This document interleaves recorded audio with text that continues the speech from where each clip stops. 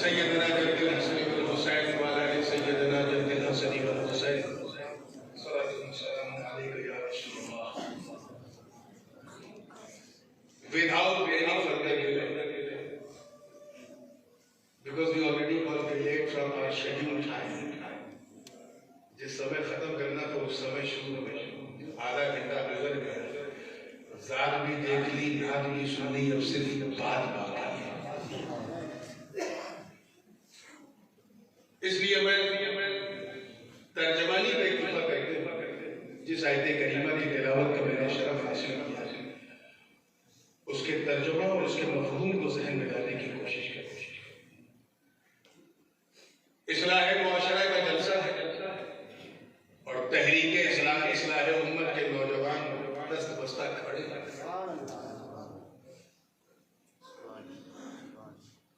और हमारा मुआशरा ज़ुबूहाली का शिकार है कि अगर किसी एक टॉपिक पर इस्लाह की जाए तो उसे उस टॉपिक का जलसा होकर रह जाए।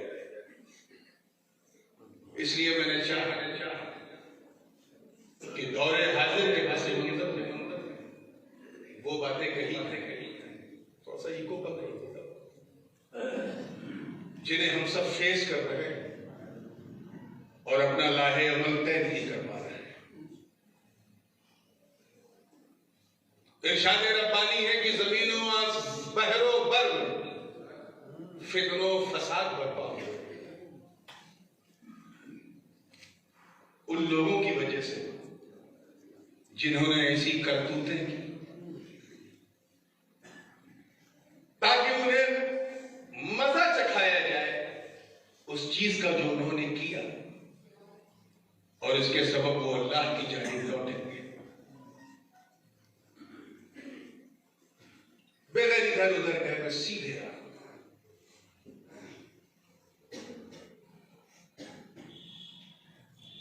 दो बड़ी ताकतें थी, एक को कैसर कहा जाता था, एक को किसरा। एक का कैपिटल रोमा था, रोम, और दूसरे का कैपिटल जो है वो रे था, तेहरान यानी ईरान। वो बदलता रहा, पहले तबरिज था, उसके बाद फिर रे हुआ, और एक जमाने तक मदाइन रहा दौरे नबवी। उसके कंगूरे क्या गिरे, लोगों ईरानियों ने अपना कैपिटल बदल दिया। जब मीलाद का ये आलम है तो आगे पैगाम का क्या होगा।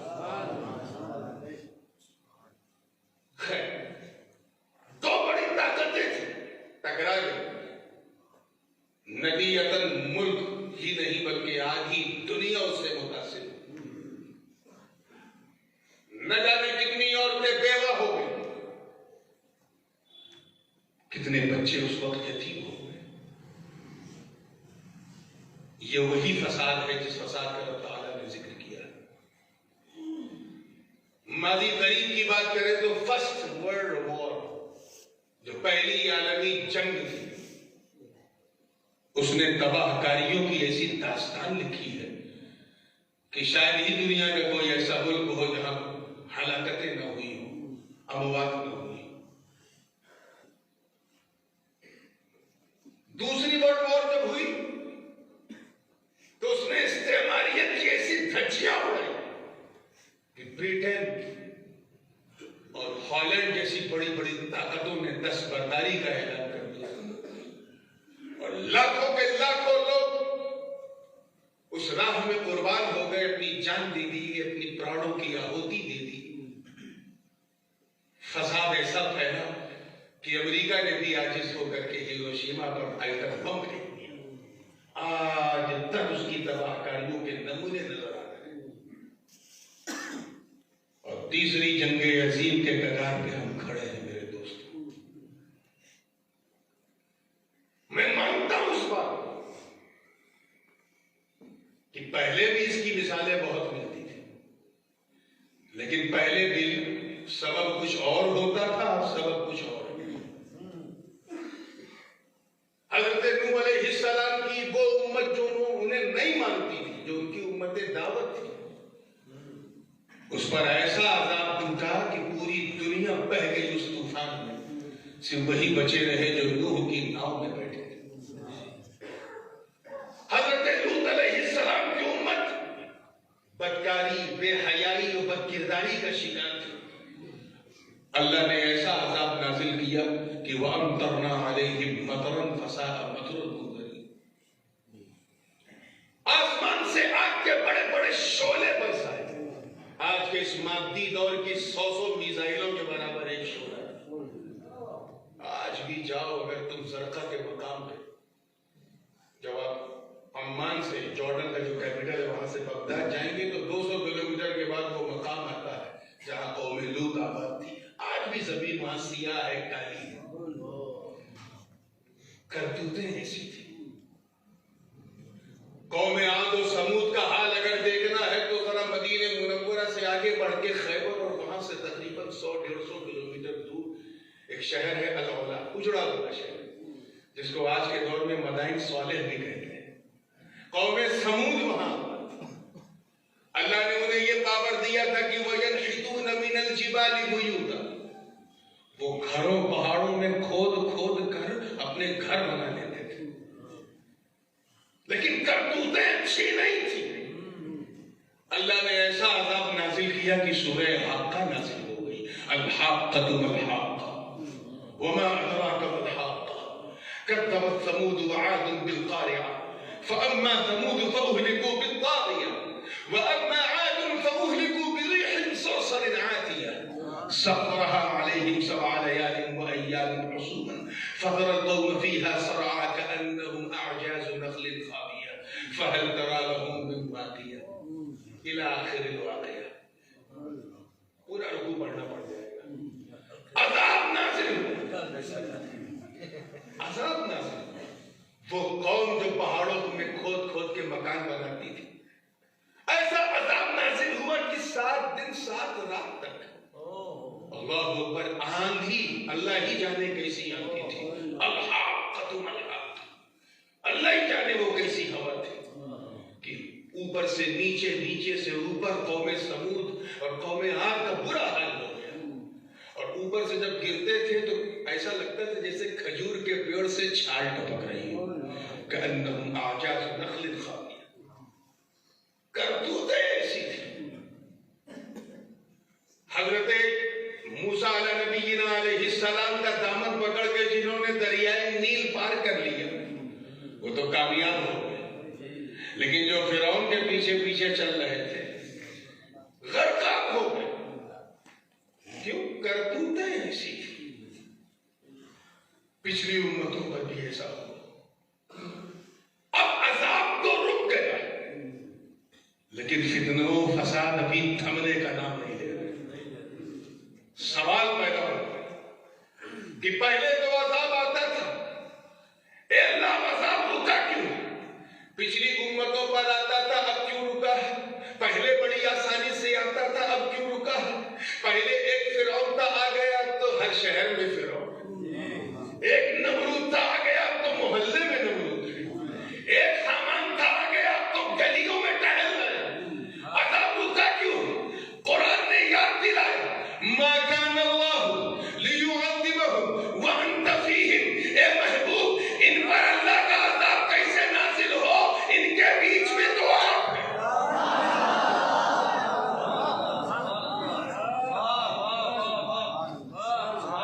अभी उलमा के जायके की बात मैं कह दूं कि व अंत फीहिम है, ये वाव हालिया है। तर्जुमा होगा अल्लाह अपना अजाब इन पर कैसे नाजिल करे। ए महबूब, डरा हाले कि आप मौजूद, डरा हाले कि आप मौजूद हैं। You exist with them, you are still alive with them, आप उनके साथ मौजूद हो। महबूब आप हटे तब ना अजाब आएगा। फसाद अलग है, अजाब नहीं आएगा। अच्छा, अभी तक आया, आसमान से आग बरसी, इंसान बंदर बन गए, पत्थरों की बारिश हुई, ऐसा तूफान आया पूरी दुनिया डूब गई। अभी हुआ क्यों? क्योंकि अभी तक नबी मौजूद है, अभी तक नबी मौजूद। चाहे जैसा इस्लाही जलसा हो, जब तक मैं अकीदे का फ्लेवर नहीं डालता खुद मुझे मजा नहीं आता। अभी तक नबी मौजूद, और ये रब का वादा है कि कयामत तक अजाब नहीं है। क्यों? क्योंकि कयामत तक नबी मौजूद। तो इन जाहिलों से कहो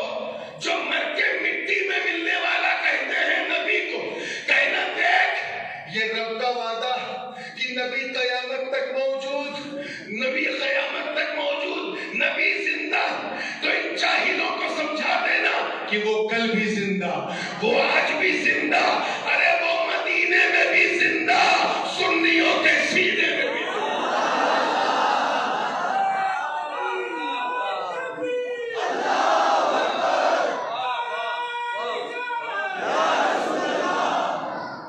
तभी तो इमाम अहले सुन्नत आला हजरत मुजद्दिद दीनो मिल्लत हक़ानियत की शान सुन्नियों की जान अहमद रजा खान अलैहि रहमत व रिदवान में कुफ्र के ताबूत पर आखिरी कील ठोकते हुए जब अपनी बेबाकी से इजहार किया और अपने अकीदे का ऐलान किया तो यूं अर्ज़ किया कि या रसूल अल्लाह तू जिंदा है वल्लाह, तू जिंदा है वल्लाह, मेरी चश्मे आलम से छुप जाते। फितनो फसाद रुका, वो रुकने का नाम नहीं है। हद तो ये है कि दौरे नबवी में मुनाफिकीन का फसाद,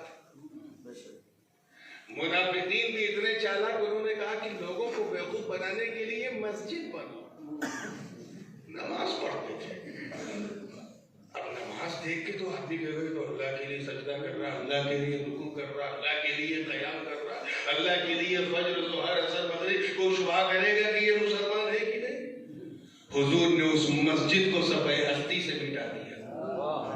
वल्लज़ीन इत्तख़ज़ू मस्जिदन ज़िरारन व कुफ़रन व तफ़रीक़न बैनल मुमिनीन व सुभान अल्लाह, मस्जिद ज़िरार को खत्म कर दिया। पता चला कि गुंबदो मीनार का होना यह मस्जिद की पहचान नहीं, मुस्तफा का प्यार होना यह मस्जिद की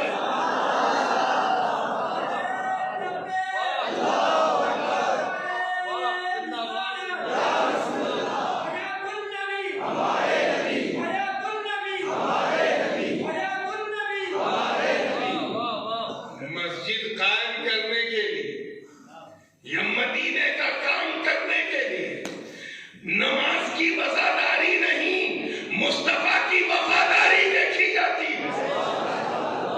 रिश्तेदारी भी नहीं देखी जाती, सिर्फ वफादारी देखी जाती है।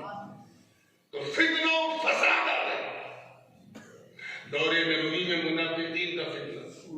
अभी हुजूर ने जाहिरी पर्दा किया ही था, मुसैलमा कज़्ज़ाब का फितना, मुर्तद्दीने ज़कात का फितना, अभी दौरे सिद्दीकी चल ही रहा। आपने आंख बंद की फारूक आजम के जमाने में तो बाप रे बाप, रोम और किसरा का फितना, जिसके बारे में पहले ही कह दिया गया ज़हरल फ़साद फिल बर्रि वल बहर, जिसकी खुशखबरी पहले सुना दी गई, अलिफ लाम मीम रा गुलिबतिर रूम, मगलूब हो गया। फितनों पे फितने आते हैं, फिर चाहे नुसैरियत का, फिर चाहे खारिजियत का फितना हो, राफ़िज़ियत का फितना हो, क़दरियत का फितना हो, जबरियत का फितना हो, जहमियत का फितना हो, फिर चाहे बहाइयत का फितना हो, यजीदियत का फितना हो, सबाइयत का फितना हो, या फिर तमाम फितनों की अम्मा वहाबियत और नजदियत और सल्फियत है। फितने आते रहे और फितनों ने भी सोचा कि रास्ता वही अपनाओ जो मुसलमानों का है, ताकि अपने दामन फरेब में ले सके। मैं आऊंगा उधर, मैं इस टॉपिक पे आऊंगा, लेकिन मैं सिर्फ गुजर रहा हूं। एक से बढ़कर एक जाबिर और जालिम सलातीन को हम पर मुसल्लत किया गया। क्यों? करतूतें हमारी ऐसी। हज़रत सैयदना ख्वाजा हसन बसरी रज़ी अल्लाह ताला, कादेरी भी जिनसे कनेक्ट है, सोहरवर्दी भी जिनसे कनेक्ट है, और चिश्ती अशरफी भी जिनसे कनेक्ट है, उन्हीं के जरिए मौला अली तक जाता है।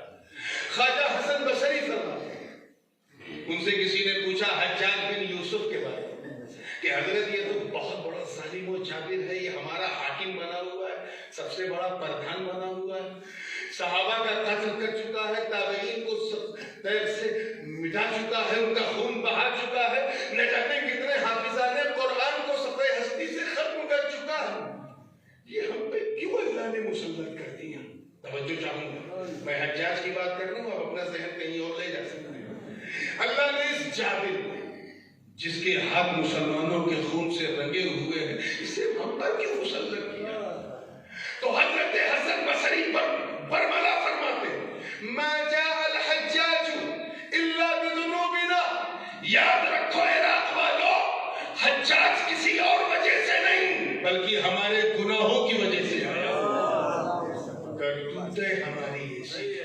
तो अगर उस 1250-1300 साल पहले मुसलमानों की करतूतों की वजह से हज्जाज जैसा सफ़ाक और जालिमो जाबिर सुल्तान मुसल्लत हो सकता है, तो कुर्बे क़यामत अगर आज हम पर कोई जालिम मुसल्लत है तो इसमें हैरत क्या? अपने गिरेबान में देखो, अपनी करतूतें देखो। हमें खैरे उम्मत का ताज पहनाया। कुंतुम खैरा उम्मतिन उखरिजत लिन्नासि तअमुरूना बिल मारूफ व तनहौना अनिल मुनकरि व तु'मिनूना बिल्लाह। तुम शानदार, बेमिसाल, लाजवाब उम्मत हो तमाम उम्मतों में, क्योंकि अच्छाइयों का हुक्म देते हो, बुराइयों से रोकते हो, एक वहदहू ला शरीक पर ईमान रखते हो। अपने गिरेबान में झांको, क्या हम इस लायक है कि हमें अच्छा उम्मती कहा जाए? बोलिए। हमसे कहा गया नमाज पढ़ो, हम पढ़ते हैं। कुछ लोग हैं जिन्हें ये तौफीक अल्हम्दुलिल्लाह होती है, जो पाँचों वक्त की पढ़ते हैं। उनसे बहुत ज्यादा तादाद ऐसी मिलेगी जो जुमा की पढ़ते हैं, सिर्फ जुमा। और कुछ ऐसे भी हैं जो सिर्फ ईद और बकरीद का इंतजार करते हैं। क्या हम इस लायक हैं? जबकि एक दो जगह नहीं, कई मकामात पे अल्लाह पाक ने उनसे फरमाया, अकीमुस्सलाह, नमाज कायम करो, एस्टैब्लिश योर 5 टाइम्स प्रेयर। एक मकाम पे फरमाया, हाफिज़ू अला सलावाती, अपनी नमाजों की हिफाजत करो, वस्सलातिल वुस्ता वक़ूमू लिल्लाहि क़ानितीन। एक मकाम पे फरमाया, इन्ना सलात कानत अलल मुमिनीन किताबन मौक़ूता, नमाज तो मुसलमानों के लिए फिक्स कर दिया गया है, फर्ज कर दिया गया है। एक मकाम पे फरमाया, इन्ना सलात तन्हा अनिल फहशाई वल मुनकर, नमाज वो है जो बुराइयों और मुनकरा से हमें बचाती है। हम कितना पढ़ते हैं अजीज़ाने मुकर्रम, वो नमाज जो बंदे को मौला से मिला दे, वो नमाज जो सारे हिजाबात को हटा दे, वो नमाज जो मोमिनीन की मेराज कराते, वो नमाज जो दीन का खंबा, वो नमाज जो जिसमें मुस्तफा की आंखों की ठंडक, कितना हम पढ़ते हैं। वो नमाज जो बेकरारों का जिसमें करार हो, वो नमाज जिसमें रब की बारगाह की हाजिरी हो, अरे वो नमाज जो बंदे को बंदा नवाज बना दे, गरीब को गरीब नवाज, जो खादिम को मखदूम बना दे, मुरीद को अपने पीर की मुराद बना दे।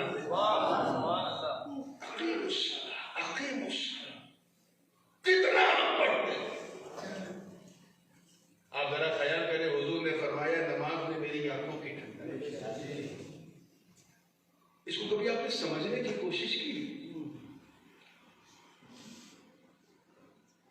सबसे पहले सूरज निकलता है the eastern part of the world, जो बिल्कुल फिजी का इलाका है, जहां से दुनिया शुरू हुई, ऑस्ट्रेलिया न्यूजीलैंड के आगे।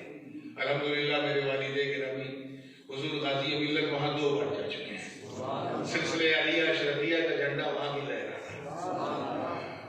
उसके बाद वहां से चलता है तो न्यूजीलैंड, फिर ऑस्ट्रेलिया, फिर चलते चलते चलते चलते पैसिफिक ओशियन क्रॉस करके फिर आता है इंडोनेशिया, मलेशिया, और चलते चलते फिर बांग्लादेश, और उसके बाद हमारे अखंड भारत के आसमान पे आता है। यहाँ से चलता है तो पाकिस्तान, फिर उधर अफगानिस्तान, फिर कजाकिस्तान, दागिस्तान, उज्बेकिस्तान, उधर जितने भी तान, सबके ऊपर तना रहता है। वहां से चलता है तो फिर अरब से चला तो फिर यूरोप, और मालूम है सबसे आखिर में कहा जाता है? अमेरिका। कितना बैकवर्ड कंट्री है कि जो हम लोग 12 घंटा पहले देखते हैं वो 12 घंटा बाद देखते हैं। पढ़ने में कोई प्रगतिशील कर ले। खैर, यही वजह है कि इस निजाम फलकी की वजह से टाइम दुनिया की अलग है। अभी यहां हम लोग बैठे हैं, रात का वक्त है, कहीं इस वक्त 11 बजे दिन है, कहीं दोपहर है, कहीं शाम है। ठीक इसी वक्त कहीं फज्र हो रही, कहीं जोहर, कहीं असर, कहीं मगरिब, कहीं इशा। ठीक इसी वक्त कहीं कोई सजदे में है, कहीं कोई रुकू में है, कहीं कोई कयाम में है, कहीं कोई कादे में है, कहीं कोई सुन्नत पढ़ रहा है, कहीं कोई फर्ज पढ़ रहा है, कहीं कोई वाजिब पढ़ रहा है, कहीं कोई नफ्ल पढ़ रहा है। हम लोग जलसा सुन रहे हैं, पूरी दुनिया थोड़ी ना सुन रही। यानी 2400 घंटा, देखिएगा 2400 घंटा अराउंड द क्लॉक नमाज जारी। अब तो जारी करो, नमाज जारी, सजदे रवां दवां, कुऊद और क़याम मुसलसल हो रहा। अब जरा फरमाने नबवी सुनो। हुजूर फरमाते हैं नमाज में मेरी आंखों की ठंडक। क्या फरमाया? नमाज में मेरी आंखों की। अब इससे पहले की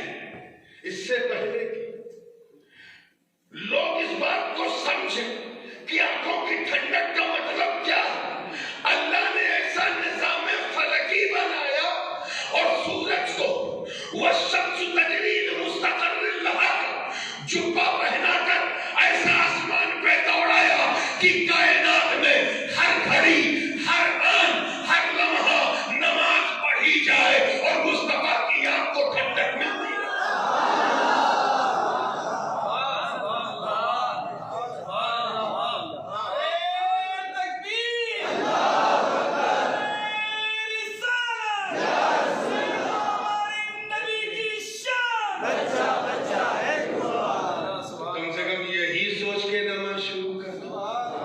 सजदा तुम करोगे ठंडक मुस्तफा की आंख को मिलेगी, रुकू तुम करोगे ठंडक मुस्तफा की आंख को मिलेगी, सजदे में तुम जाओगे ठंडक मुस्तफा की आंख को मिलेगी, अब तहिय्यात तुम पढ़ोगे ठंडक मुस्तफा की आंख को मिलेगी। ये तो खैर हदीस था, अब मैं अपने अंदर की बातें कहना चाहता हूँ, इजाजत है? ज़मीर की बात मैंने किसी किताब में नहीं देखा, न कहीं पढ़ा, न किसी से सुना, मेरा विजदान कहता है। अल्लाह की इज्जत की कसम उठा के कहता हूं पूरे यकीन के साथ कि अगर तुमने इस यकीन से नमाज शुरू कर दी कि नमाज मैं पढ़ूं ठंडक मुस्तफा की आंख को मिले, तो खुदा की कसम कयामत के दिन सूरज सवा नेज़े पे जरूर होगा, उसकी हिद्दत से गुनहगारों के सर जरूर खोलेंगे, मगर तू ना घबरा, अरे तेरी आंखों को नहीं, तेरे पूरे वजूद को ठंडक मिलती रहे।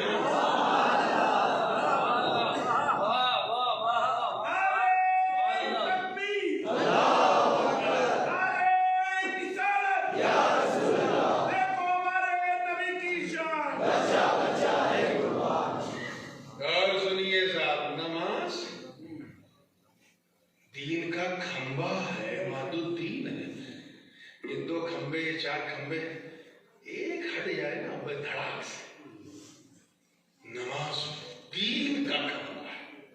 So if you want to obey the sunnah of Holy Prophet, if you want to establish your religion, then you have to perform all the time 5 times prayer. अपनी नमाज को पढ़ो, पढ़ते रहो, पढ़ाते रहो, क्योंकि जब खंबा है तो पूरी कायनात उस पर टिकी रहेगी। अरे जो दीन को अपने ऊपर टिका ले, वो अगर मोमिनीन को टिकाए तो हैरत क्या है। मोमिनीन की मेराज है इसमें। क्यों? क्योंकि जब बंदा नमाज पढ़ता है, हज़रत जुनैद बगदादी फरमाते हैं कि अल्लाह से मुलाकात करना आसान है, रसूलुल्लाह से मुलाकात करना मुश्किल है। अल्लाह से मुलाकात करना है, वजू करो, खड़े हो जाओ, अल्लाह मगर हमारा क्या हाल है? जैसे हमने कहा अल्लाह बोल, अभी सब्जी लाना बाकी है, कसाई के यहाँ जाना है, टेलर के यहाँ जाना है, कपड़ा लेना है, और नमाज चल रही है। ये भी कोई नमाज है? दिमाग भटका हुआ, न उसमें खुशू है, न खुजू है, न खशियत है, न मोहब्बत है।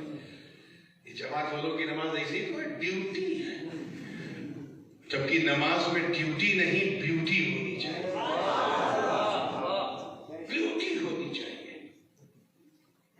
मैं एक नमाजी का वाकया आपको सुना, उनके बारे में बड़ी शोहरत थी कि वो नमाज नहीं पढ़ते, नमाज नहीं पढ़ते। अरे यार, हजरत वारिस पाक के बारे में ऐसा कहते वक्त शर्म नहीं आती? हाँ, ये कहो कि मैंने कभी पढ़ते हुए देखा नहीं, वो मैं तस्लीम कर सकता हूं, पढ़ते नहीं है कैसे बात। खैर, और उधर की सोचा शरीर से चले आला हजरत अशरफी मियां रहमतुल्लाह अलैह अपने एक्का गाड़ी से चलते चलते चलते चलते जैसे ही बाराबंकी पहुंचे, दिल में ख्याल आया कि आगे का सफर चलो बाद में करेंगे। जनाब हाजी वारिस अली शाह साहब की खानकाह में चलते हैं, वहीं असर की नमाज पढ़ लेंगे। इधर अपने घोड़ा गाड़ी को मोड़ा, इधर वारिस से देवा को पता चल गया और अगर सुनो जी जरा जल्दी से वजू के लिए पानी लाओ, वजू के लिए पानी लाओ। अब खादिम देख रहा है कि आज सबके सामने वजू, रोज छुप के पढ़ते थे, सबके सामने वजू, रोज तन्हा अपने खलवत में पढ़ते थे, आज चलवत में सबके सामने वजू। खैर पूरा वजू कर लिया। वजू करने के बाद अभी जैसे वजू करके उठे थे कि इतने में खानकाह आलिया में सरकार से कहना हम शबी है गौसे आजम आला हजरत अशरफी मियां रहमतुल्लाह अलैह की घोड़ा गाड़ी दाखिल हुई। अशरफी मियां ने वारिस आलम पना हमको देखा, उन्होंने इनको देखा, नजर से नजर मिल गई, बात हो गई। न कोई मोबाइल, न कोई वायरलेस, न कोई सिस्टम, न कोई वो, बात हो गई।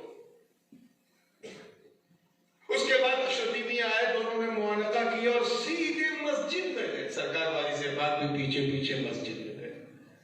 अशरफी मियां ने इमामत की, वारिस पाक पीछे मुक्तदी है। नमाज जैसे मुकम्मल हुई, शिरनी रखी थी, फातिहा किया, उसके बाद फिर दोनों मुआनका किए, मुलाकात किए। अशरफी मियां अपने रास्ते पे चले गए, वारिस आलम पना अपने हुजरे पे चले गए। अब मुरीदों में चू चू चू चू चू। आज वारिस पाक नमाज पढ़ते हुए देखे गए, आज देखे गए, आज देखे गए। अब हर पीर के दो चार तो मुंह लगे होते हैं जो अपने दिल की बात पीर साहब से धीरे से कान में बड़ी तेजी से कहते हैं।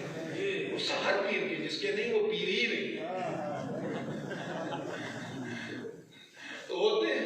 वे खादिम आया का हुजूर लोगों में बड़ी बेचैनी। इनको क्यों? कई लोग ये कह रहे हैं कि अपने मस्जिद के इमाम के पीछे तो नमाज नहीं पढ़ते, और आज ये बाहर से सैयद साहब आए कि जौजिया शरीफ से इनके पीछे पढ़ लिया, मामला क्या? तो कहते देखो मैं बूढ़ा हो गया। क्या कहा? इमाम साहब मेरे जवान हैं, ये दौड़ भाग लेते हैं, मैं दौड़ नहीं भागता।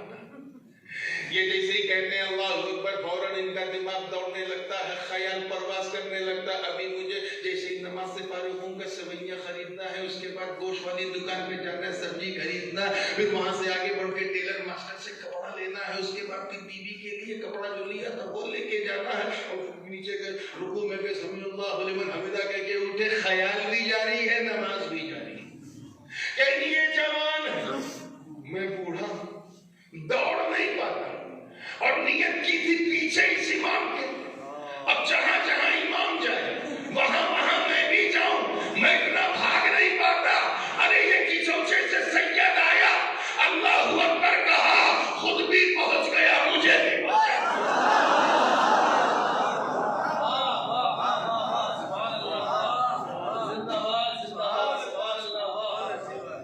नमाज वो है जो हैजाबात को हटा दे मेरे किसी हाल में नमाज नहीं छोड़ते। आप लोग हल्की ठंडक में छोड़ देते हैं। एक नमाजी तो ऐसे थे कि तीर चुभ गया और इतना बेतुका कि किसी को छूने नहीं देते थे, तीर निकालते वक्त दर्द होता था। खैर उन्होंने तयम्मुम किया, खड़े हो गए नमाज के लिए। किसी ने कहा अब मौका अच्छा है, अब तीर खींच लो, अब लोग कुछ नहीं कहेंगे। जैसे वो खड़े हुए, तीर खींच लिया गया, अली को खबर नहीं, अली को खबर नहीं।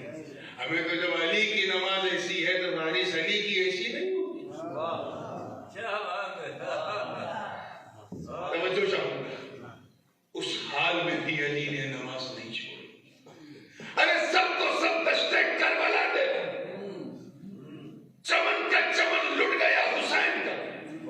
घर का घर उखड़ गया हुसैन का।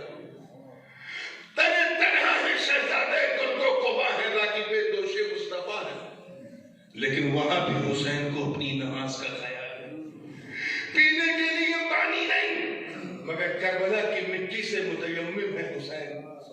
सजदा किया तो आखिरी सजदा, और उसी आखिरी सजदे में गर्दने हुसैन जालिम ने काट दी। मगर भीलवाड़ा वालों जरा देख, ऐसी नमाज हुसैन ने पढ़ी कि गर्दन कट गई मगर उनका सजदा नहीं कटा, आज तक जारी।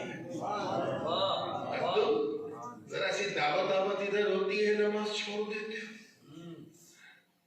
इधर कहीं टहलने घूमने चले गए, नमाज छोड़ देते हो। सफर करने लगे, कार में बैठे हैं, सूरज निकलता देख रहे, डूबता देख रहे, नमाज छोड़ देते हो। याद रखना, नमाज is the identity of Muslim. ये मोमिनीन की पहचान है।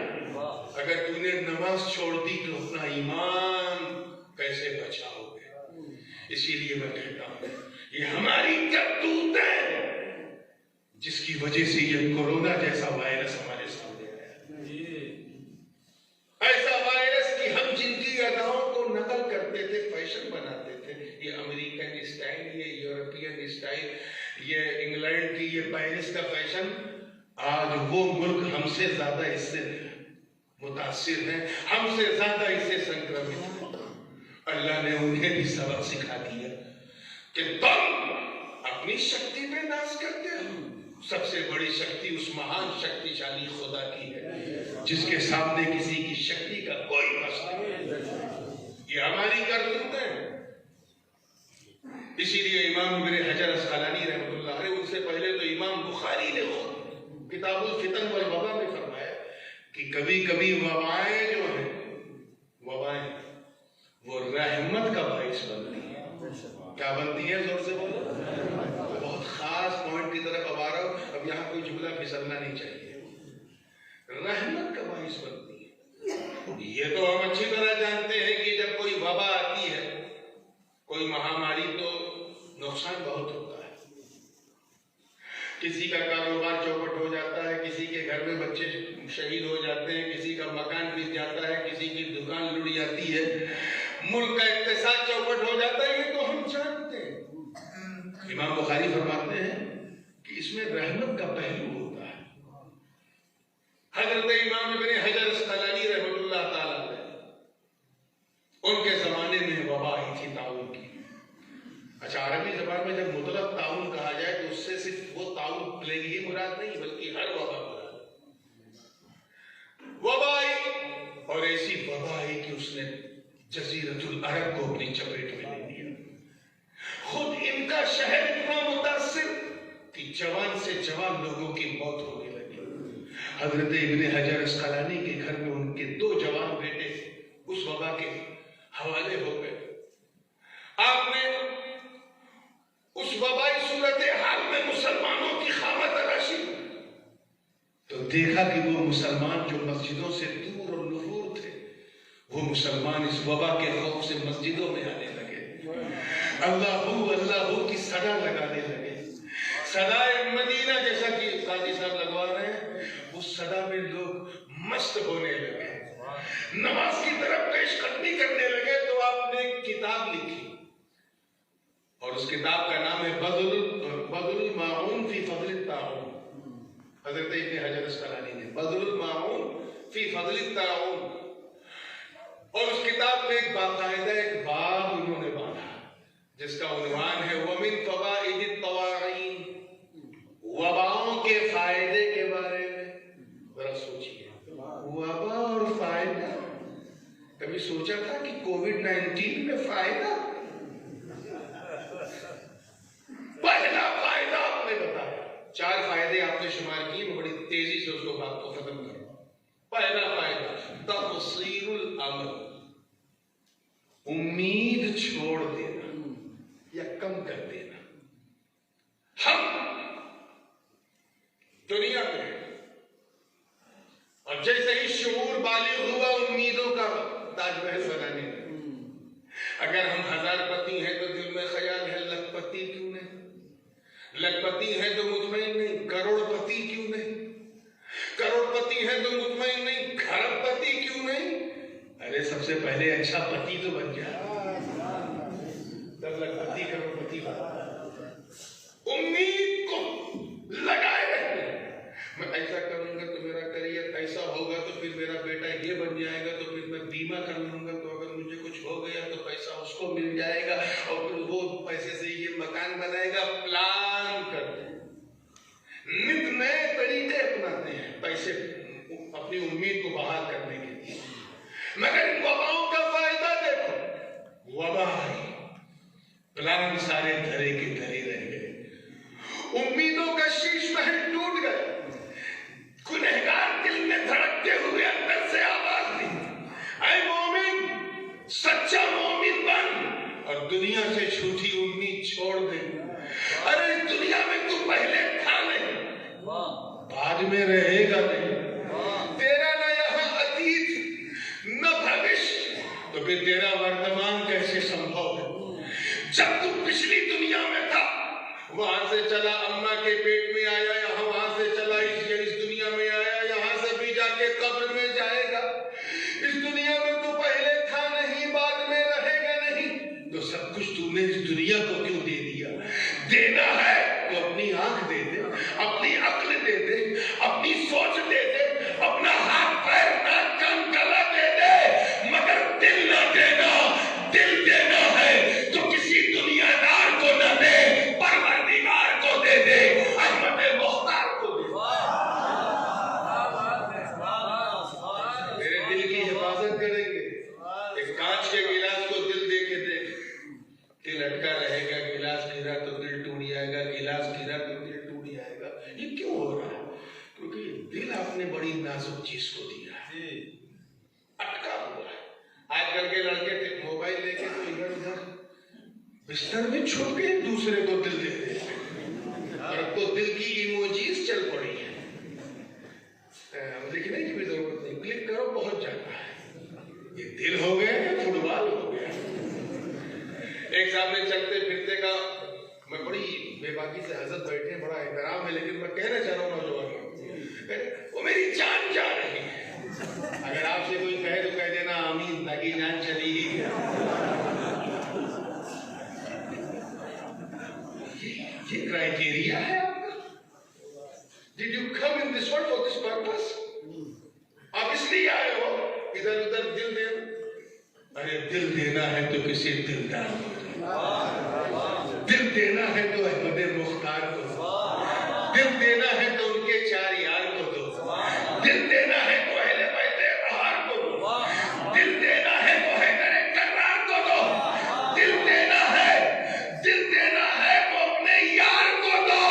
ये तेरा दिल तोड़ेंगे नहीं, बल्कि टूटे हुए दिल को जोड़ दे।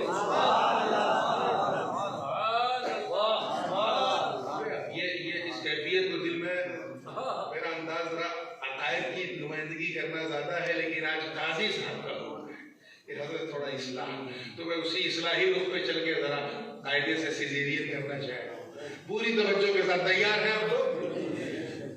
पैसा कमाओ, मैं ये नहीं कह रहा हूँ ना कमाओ, पैसा कमाना भी सुन्नत है, तिजारत करना सुन्नत है। हजरत इमामुल अइम्मा सिराजुल उम्मा इमाम आज़म अबू हनीफा रज़ियल्लाहु तआला अन्हु बगदाद से पढ़ाने नहीं गए, कुछ कमाने भी गए। कूफा से आए थे बगदाद, और रेशम का कारोबार, और ऐसा रेशम का कारोबार कि 70-70, 80-80 ऊँटों पे लद के उनका रेशम जो है वो अनादोल और तुर्की और क्या नाम है, मावराउन नहर यानी कजाकिस्तान वगैरह तक जाता। ये तो उनका बिजनेस है, वो मल्टी बिलियन। मगर दिल नहीं दिया बिजनेस को, दिल अपने रब को दे रखा था, मुस्तफा को दे रखा था कि 40 साल तक इशा के वजू से फजर की नमाज पढ़ो। अब आपका दिल का मिसयूज ना हो, उसके लिए नमाज ही एक उपाय है। नमाज पढ़ो ताकि दिल का मिसयूज ना हो। अल्लाह ने सारी दुनिया बनाई थी इस्तेमाल के लिए, और दिल बनाया था प्यार के लिए। हमने क्या किया? दिल दुनिया को दे दिया और सबको इस्तेमाल कर दिया। हम तो इतने सेल्फिश हैं कि बास तो ऐसे हैं जो नमाज को भी यूज करते हैं। कहते हैं अल्लाह मेरा ये काम हो गया तो मैं 4 रकात शुक्राना पढ़ूंगा। तू इतना सेल्फिश है, फजर छोड़ के 4 रकात शुक्राना पढ़ेगा, जोहर छोड़ के तू 4 रकात शुक्राना पढ़ेगा, असर मगरिब इशा छोड़ के 2 रकात शुक्राना पढ़ेगा। तेरे शुक्राना को ठुकराना इसलिए कि तूने हक अदा नहीं किया, फराइज को छोड़ के शुक्राने में चला गया। वी आर यूजर ऑफ नमाज अनफॉर्चुनेटली। अब तो ये है कि हम अपने पीर को यूज करते हैं, अपने पीर को यूज करते हैं। जब अच्छे दिन होते हैं तो पीर याद नहीं आता, और जैसी मुसीबत आई पीर साहब, ऐसा हो गया। जब पीर की शफकतें साथ रहती हैं तो पीर बहुत लासानी है, और पीर जरा सा अलग हो जाए तो पीर बिल्कुल फानी है, बल्कि एक परेशानी है। हम पीर को यूज करते हैं, हम हर चीज में अपना इंटेंशन बनियों वाला बना चुके हैं। दुरूद पढ़ेंगे तो इतना सवाब मिलेगा, तो ये करेंगे तो इतना सवाब मिलेगा, अरे इतना सवाब उतना सवाब नहीं, ऐसा पढ़, ऐसी नेकियां कर कि तेरा मौला तुझसे राजी हो जाए, और वो तेरे नफ्से अम्मारा को नफ्से लव्वामा में बदल कर, और वहां से नफ्से राजिया से बदल कर, वहां से नफ्से मर्जिया का लिबास पहना कर तुझे मकामे रज़ा पे फाइज करके तेरे दिल को नफ्से मुतमइन्ना की शरफ दे दे, और कह दे कि खुदी तो कर बुलंद इतना कि हर तकदीर से पहले खुदा बंदे से खुद मुझे बता तेरी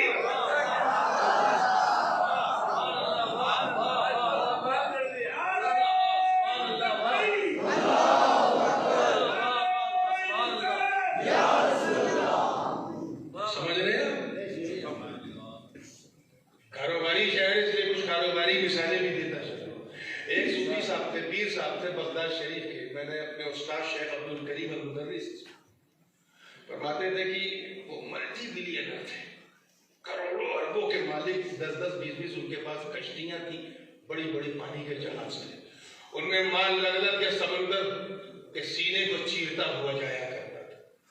एक दिन एक मुरीद आया भागता हुआ, आपका दरबार लगा हुआ था, वो बगदाद के कुतुब थे और बिजनेसमैन थे। मैं ये नहीं कह रहा हूँ कि बिजनेस जो है वो मजहब से अलग है, he was business person, multi billionaire, और अल्लाह ने अपना महबूब भी बना रखा था। घर में बैठे थे, अपने दरबार में मुरीदीन बैठे थे।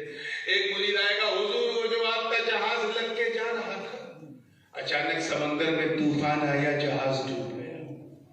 हम लोग होते तो अटैक आ जाता, क्योंकि सब कुछ दिल में है ना। उन्होंने क्या किया, अपने गर्दन को झुकाया, थोड़ा सा मुराकिब हुए, फिर खड़े हुए, मुस्कुराए, कहा अल्हम्दुलिल्लाह। क्या कहा? इधर वाले बोलो।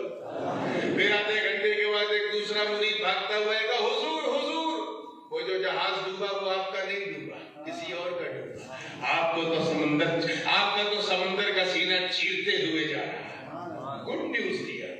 उन्होंने क्या किया, उछले नहीं, दिल की तरफ झांका, और फिर थोड़ी देर मुराकिब हुए, फिर सर उठा के मुस्कुरा के कहा अल्हम्दुलिल्लाह। तो मुरीद कंफ्यूज हो गया, अल्लाह ये क्या? शुभ समाचार में भी अल्हम्दुलिल्लाह, फायदे वाले में भी अल्हम्दुलिल्लाह, नुकसान वाले में भी अल्हम्दुलिल्लाह। तो वही बात आई ना, हर पीर के 1-2 ऐसे होते हैं जो कान में आगे कह देते हैं।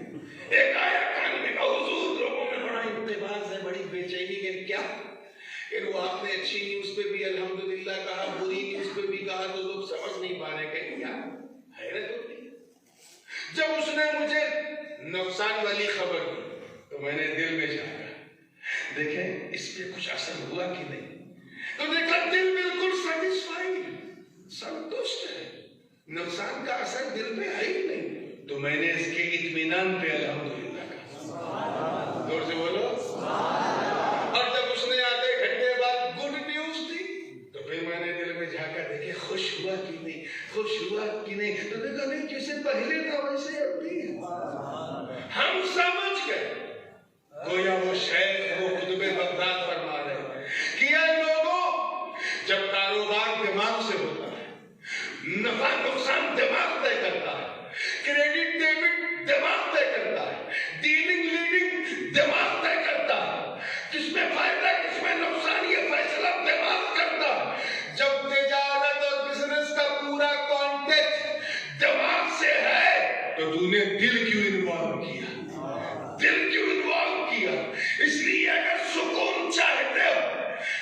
दुनिया से उम्मीद कम कर ले।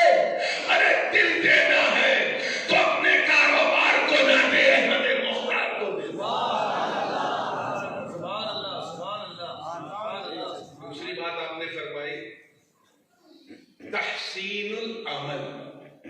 तहसीनुल अमल, वबाओं का पहला फायदा आपने सुन लिया कि दुनिया से उम्मीद कम हो जाए। ईमानदारी से बताओ, अभी तो ना 11 महीने किया, ये दुनिया जो है बड़ी धोखेबाज चीज है। इतना तो क्लियर हुआ ना, अब तकरीर सुन के फिर सुनोगे, फिर कई बार सुनोगे तो बहुत कुछ क्लियर होगा।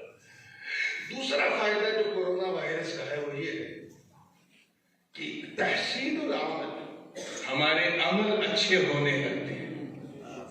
जैसे जैसे दुनिया से उम्मीद कम होती जाती है वैसे वैसे हमारे तरीकों में बहारें आने लगती है। हमारी पेशानियां सजदे की लज्जत चखने लगती है। हमारा ज़ौक़ बंदगी का पसंदीदा हो जाता है। हम अल्लाह की इबादत में मशगूल हो जाते हैं।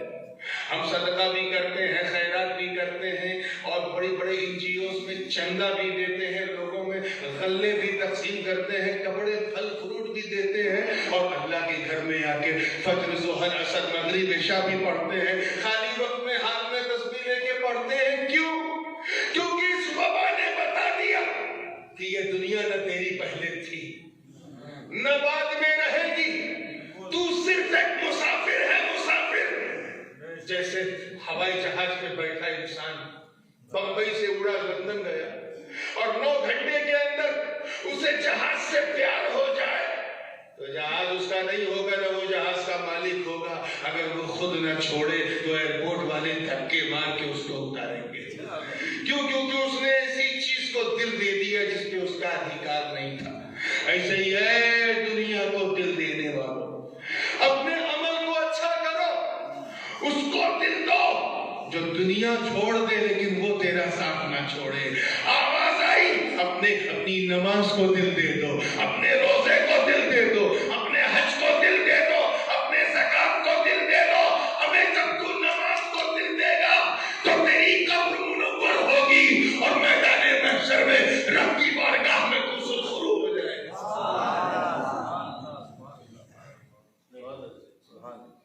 इसीलिए तो तहसीन अमल हो किस तरह वो भी दावत देते हैं। हयअतुल अम्र बिल मारूफ व नही अनिल मुनकर वाले एक हम दावत देते हैं कि नमाज को कायम करो, अपनी नमाज को इस्टेब्लिश करो। हम भी दावत देते हैं। हम जानते हैं कि नमाज कायम करो कहा, क्या कहा? कायम करो। अल्लाह ने ये नहीं कहा नमाज पढ़ो। क्यों? क्योंकि कोई चीज कायम तभी होती है जब उसे किया भी जाए और बचाया भी। करोगे नहीं तो होगी नहीं, बचाओगे नहीं तो बचेगी नहीं, और जब बचेगी नहीं तो रहेगी, और जब रहेगी नहीं तो कायम नहीं होगी, और जब कायम नहीं होगी तो अकीमुस सलाह पे अमल नहीं होगा। भाई सेठ बनने के लिए पैसा कमाना जरूरी, लेकिन बचाना उससे ज्यादा जरूरी है। 1 लाख कमाओ और 1.5 लाख उड़ाओगे तो किसी स्कूल के टीचर नहीं, बिल्कुल भटीचर हो जाओगे, क्योंकि आमद से ज्यादा जावक है। तो इब्लीस का यही तो प्रॉब्लम था, कमाना उससे बहुत अच्छा आता था, बचा नहीं पाया। उस तफसील में जाने का मौका नहीं, बचा नहीं पाया। तो पढ़ना तो इतना आसान कि न कोई परेशानी न कोई हैरानी, अल्लाह की मेहरबानी, सिर्फ 1 लोटा पानी। इससे आसान, हमें विदाउट एनी इन्वेस्टमेंट, 1 पैसे का खर्च नहीं, नमाज इतनी आसान है। हज में तो इन्वेस्टमेंट ही है, ज़कात तो टैक्सेशन एक्ट है, और रोजे में भी अच्छा खासा इन्वेस्ट हो जाता है, पकौड़ी में, भजिया में, इसमें उसमें। नमाज बंदा भी पढ़े, बंदा नमाज भी पढ़े, फकीर भी पढ़े, अमीर भी पढ़े, गरीब भी पढ़े, गरीब नवाज भी पढ़े, एक ही सफ में खड़े हो गए। न कोई बंदा रहा और न कोई बंदा रहा। इतनी आसान है इबादत, आप खड़े होके आराम से पढ़ो।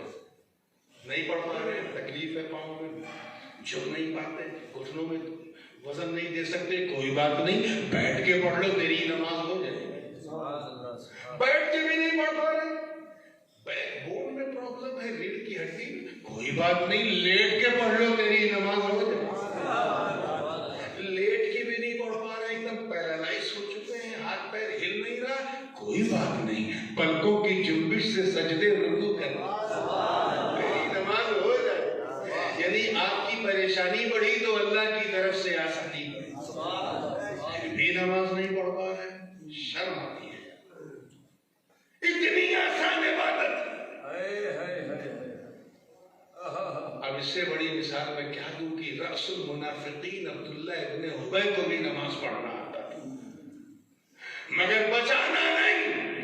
बचाया कैसे जाए, मस्जिद ज़िरार को तोड़वा के मेरे नबी ने हमें समझाया। नमाज पढ़ना तो सवाइयों को भी आता, मगर नमाज को बचाया कैसे जाए, फारूक सिद्दीक अकबर के किरदार में हमें समझाया, फारूक आजम की रफ्तार में हमें समझाया। नमाज पढ़ना तो बलवाइयों को भी आता था, मगर नमाज को बचाया कैसे जाए, उस्मान बिन नूरैन के खून की धार ने हमें समझाया। नमाज पढ़ना तो उन खारजियों को भी आता था, मगर नमाज को बचाया कैसे जाए, हैदर कररार ने हमें समझाया। नमाज पढ़ना तो इतना आसान कि यजीदी भेड़ियों को भी आता था, मगर नमाज को बचाया कैसे जाए, अपने जीवन की आखिरी नमाज पढ़ते हुए सैयदा के लाल ने हमें समझाया। नमाज पढ़ना तो इतना आसान कि कदरियों, जबरियों, जहलियों और इससे सारे फिरक़े बाल्ला सबको आता था। नमाज पढ़ना तो मुसैरियों को भी आता था। ये जमात वाले ये तो नमाज के लिए शहर शहर, नगर नगर, गली गली, गांव गांव जा जाके गांव गांव करते हैं, लेकिन जब बात बचाने की आती है तो कहते हैं हमारे मुल्ला जी ने पढ़ना सिखाया है, बचाना नहीं, बचाना नहीं। तो कसुन जब बचाना नहीं आता तो कायम कैसे करेगा? पढ़ना तो इन्हें आता था, मगर नमाज को बचाया कैसे जाए, अहले सुन्नत ने हमें समझाया, आला हजरत ने हमें समझाया, मुहद्दिस आज़म ने हमें समझाया, शहर शहर घूम घूम के बताया। नमाज पढ़ी ऐसे जाती है, बचाई ऐसे जाती है। आज नमाज के इस मौजू पर, क्योंकि इसके बाद मुझे दो चीज और बयान करनी थी, वो किसी और मौके पे बयान करूंगा, वक्त खत्म हो गया है। नमाज के इस उन्वान पे मैं आखिरी जुमला देना चाह रहा हूँ, अल्लाह करे कि स्लोगन बन जाए ताकि नमाज पढ़ना भी आ जाए, बचाना भी आ जाए। तैयार हो? तो सुनो, नमाज पढ़ने के लिए इस्तिक़बाल क़िबला शर्त है। इधर मुंह करोगे नहीं होगी, इधर करोगे, पीछे करोगे, इधर ही करना पड़ेगा। अब तवज्जो चाहूंगा जुमले पर कि जब चेहरा काबतुल्लाह की तरफ हो तब नमाज होती है, और दिल रसूलुल्लाह की तरफ हो तब नमाज बचती है।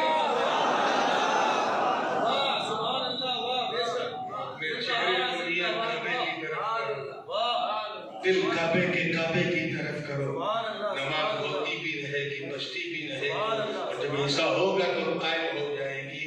इसलिए इस वबाई सूरत हाल में अपने अमल को अच्छा करने का जो सबसे मजबूत जरिया है वो नमाज है। अगर न पढ़ी, खुदा न खास्ता न पढ़ी, तो याद रखना फिर तुम्हारी दास्ता भी ना होगी दास्तानों में। मौला करीम हम सबको सच्चा नमाजी बनाए। वाखिर दावाना अल्हम्दुलिल्लाहि रब्बिल आलमीन व मा अलैना इल्लल बलाग। सलातो सलाम।